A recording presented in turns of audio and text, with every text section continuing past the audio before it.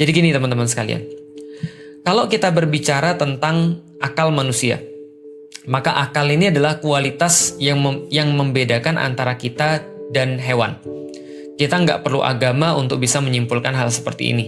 Karena memang ada banyak hal yang memang orang tidak perlu agama untuk menyimpulkan. Kita katakan sebagai common sense. Bahwasanya manusia punya akal dan hewan tidak punya, itu common sense. Dengan akal ini tentunya manusia jadi beda dengan hewan. Apa bedanya manusia dengan hewan? Manusia bisa berpikir. Kalau gitu kita lihat, apa itu yang dimaksud dengan proses berpikir? Maka proses berpikir sebenarnya kalau kita lihat secara logika, adalah proses untuk menghukumi sebuah fakta. Itu adalah proses berpikir. Itu yang membedakan kita dengan hewan. Contoh misalnya.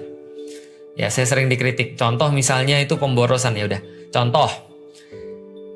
Kalau manusia itu dikasih satu barang, misalnya contoh begini. Ini apa? Buku. Nah, ini berarti dia sudah dalam proses berpikir. Kenapa? Karena dia sudah melakukan sebuah penghukuman atas sebuah fakta.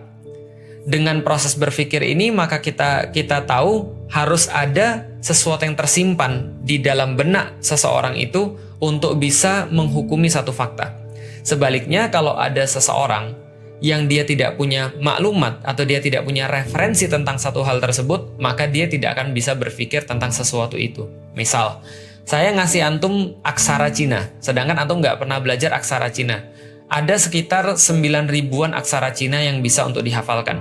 Saya sendiri cuma berkesempatan menghafal 200-300 aksara, yang sekarang mungkin cuma tertinggal bisa nulis nama saya sendiri.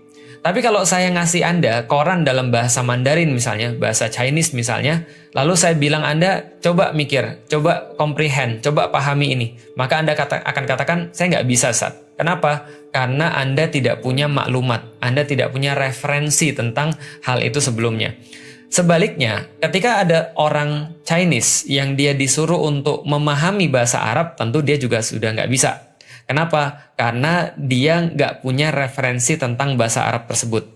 Jadi berpikir adalah sebuah kualitas yang ada pada manusia untuk bisa menghukumi sebuah fakta.